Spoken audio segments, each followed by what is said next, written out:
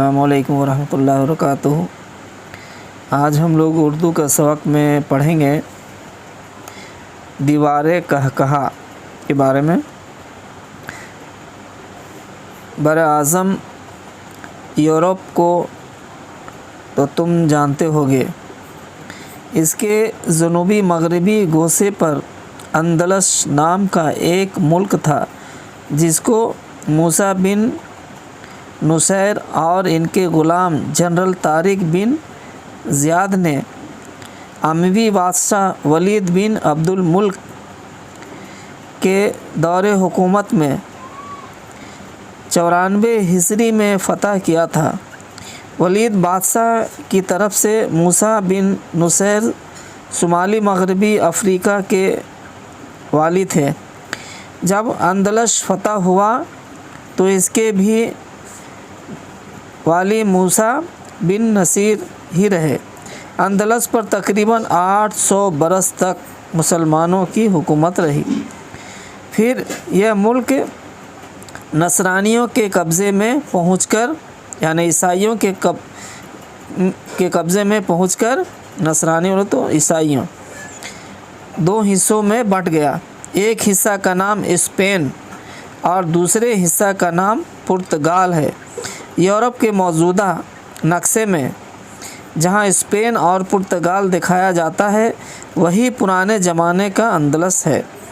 کہا جاتا ہے کہ اندلس کے مغربی میدانوں میں شجرۃ ظلمات کے قریب جناتوں نے حضرت سیدنا سلیمان علیہ السلام کے لیے تانبے کا ایک شہر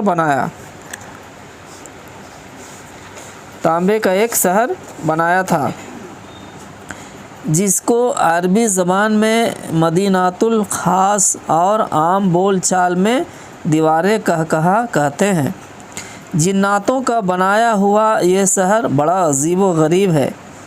اس کی فصیل یعنی شہر پناہ تانبے کی ایک بہت چوڑی بلند دیوار ہے جو شہر کو چاروں طرف سے گھیرے ہے۔ جب اس انوکھے شہر کی خبر ولید بادشاہ تک پہنچی تو اس نے اپنے مغربی عامل موسیٰ بن نصیر کو لکھا کہ تم دیوارِ قہقہا کے بارے میں حالات معلوم کر کے میرے پاس بھیجو۔ شاہی فرمان پہنچنے پر امیر موسیٰ نے بڑے بڑے عالم فاضل حضرات کو جمع کیا تو قدیم زمانوں اور تحریروں کے ماہر تھے اور پھر ایک لشکر تیار کیا اور سب کو ساتھ لے کر مدینۃ الخاص کی طرف کوچ کر دیا۔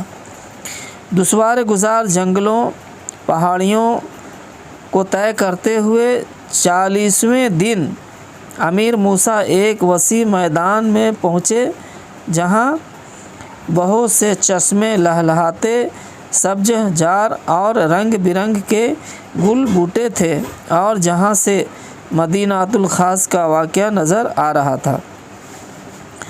انہوں نے اسی میدان میں فوج کو پڑاؤ ڈالنے کا حکم دیا۔ سپاہیوں نے حکم کی تعمیل کی اور ہر طرف کیمپ اور خیمے تان دیے۔ جب سفر کی تھکان دور ہو گئی تو امیر موسیٰ نے اپنی فوج میں سے 1000 جان باز سپاہی منتخب کیے یعنی چنے۔ ان پر ایک افسر منتخب کیا اور اس کو حکم دیا کہ اپنے ساتھ ان سپاہیوں کو لے کر مدینۃ الخاص کے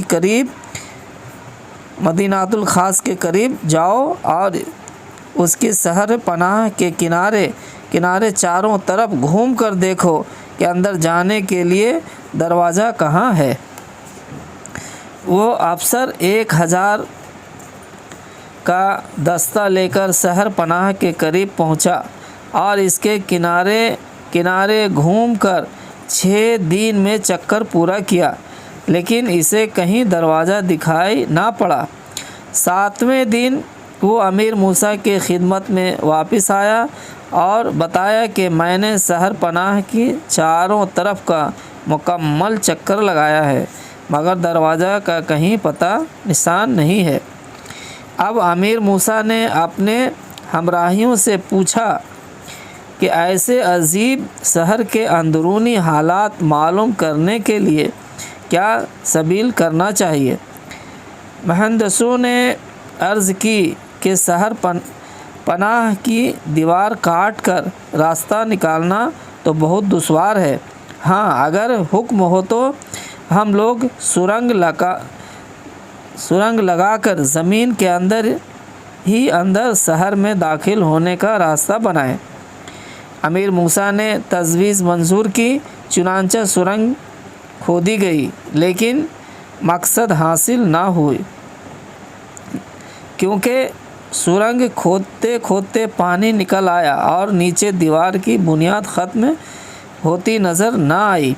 फिर आपस में ये सलाह ठहरी कि सीढ़ी के ज़रिए दीवार पर चढ़कर शहर के अंदरूनी हालात मालूम किए जाएं। चुनांचे इस तजवीज़ के मुताबिक एक बहुत ही ऊंची सीढ़ी तैयार करके दीवार से लगा दी गई। मूसा बिन नुसैर ने ऐलान किया कि जो शख्स इस सीढ़ी के ज़रिए दीवार पर चढ़ जाए और खुदा न ख्वास्ता हलाक हो जाए तो सरकारी ख़जाने से इसके अहल व आयाल को खूने बहा अदा किया जाएगा, यानी उसकी मौत का बदला खूने बहा अदा किया जाएगा। ऐलान सुनकर एक फ़ौजी जवान हिम्मत करके दीवार पर चढ़ गया, लेकिन जब उसने शहर की तरफ निगाह की तो देखते ही ज़ोर से कहकहा लगाया और शहर के अंदर जा कूदा। 3 दिन और 3 रात शहर की तरफ ऐसी हैबतनाक और भयानक आवाज़ें आती रहीं जिन्हें सुनकर खौफ के मारे बदन के रोंगटे खड़े हो जाते थे। लोगों ने इस फौजी जवान का नाम लेकर बार बार पुकारा, लेकिन शहर की तरफ से कोई जवाब न आया। दूसरी दफ़ा मूसा बिन नुसैर ने फिर ऐलान किया कि अब जो शख्स दीवार पर चढ़ेगा उसकी डेथ यानी मौत 1000 यानी मौत का बदला 1000 दिनार रहेगी, यानी दैत बोले तो मौत का उसका मुआवजा 1000 दिनार रहेगी। ऐलान सुनकर एक शेर दिल तैयार हुआ और अमीर मूसा ने इससे अहद लिया कि देखो, पहले आदमी की तरह ना करना, बल्कि जो कुछ तुम्हें शहर में नज़र आए फ़ौरन हम लोगों को बता देना। इसने खूब पक्का इरादा किया और इत्मीनान दिलाया। फिर जब वो दीवार पर चढ़ गया और इसे शहर नज़र आया तो कहकहा लगाना शुरू किया। उधर लश्कर वाले चीख चीख कर उसे आवाज़ देने लगे, लेकिन उसने एक ना सुनी। कहकहा लगाते और तालियां बजाते वो शहर के अंदर कूद पड़ा। अब की मर्तबा पहले से भी बढ़कर मुहेब यानी ख़तरनाक आवाज़ें यानी सदाएं, मुहेब बोले तो खौफनाक, सदाएं यानी आवाज़ें आती रहीं। तीसरी दफ़ा अमीर मूसा ने दीवार पर चढ़ने के लिए 2000 दिनार की दैत यानी मौत का मुआवजा मुतय्यन की। एक शेर मर्द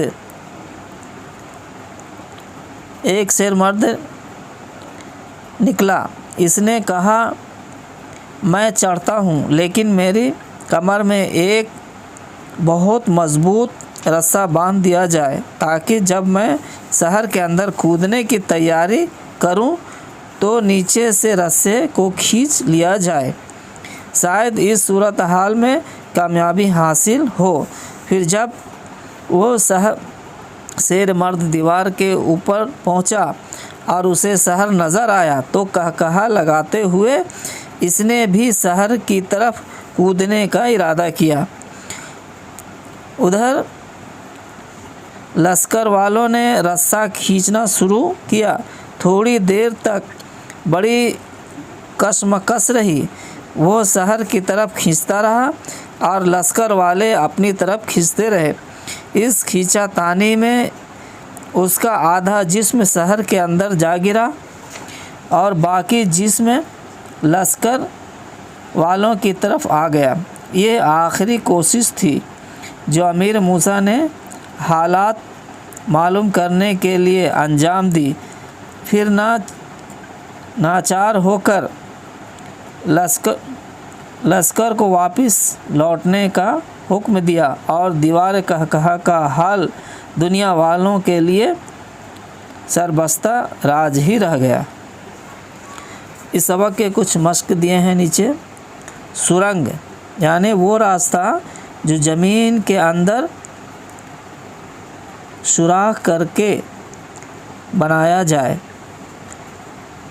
खूने बहा यानी जान के बदले की रकम। खूने बहा यानी जान के बदले की रकम। शहर पनाह यानी वो दीवार जो किसी शहर की तरफ से घेरे हो। कहा यानी जोर की हंसी। अहद व पैमा यानी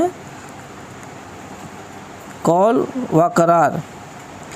महीब यानी डरावना। सदा यानी आवाज़। खुदा न ख्वास्ता यानी खुदा न चाहे। मेहनदी यानी इंजीनियर। दीनार यानी असरफी मुतय्यन की ठहराई। दैता यानी जान की बदले की रकम। राज यानी भेद। सरबस्ता यानी छुपा हुआ। बहर जुल्मात यानी बहर जुल्मात। फिर वो क़यानूस। नाचार यानी मजबूर। हैबतनाक यानी डरावनी। नसरानी यानी वो शख्स जो अपने को ईसाई कहलाता है। नसरानी। इस सबक कुछ सवालात नीचे दिए गए हैं। पहला सवाल है, अंदलस का मुल्क कहाँ वाक़या था और वो कब फ़तह हुआ? मूसा बिन नुसैर कौन थे? तीसरा आदमी जब दीवार के बुलंदी पर पहुंचा तो उसका अंजाम क्या हुआ? इस सवाल का जवाब आप कमेंट्स में दें। ये सबक आपको पसंद आए तो लाइक करें, शेयर करें, सब्सक्राइब करें। अस्सलामु अलैकुम वरहमतुल्लाहि वबरकातुहू। आज का सबक यहीं तक। खुदा हाफिज़।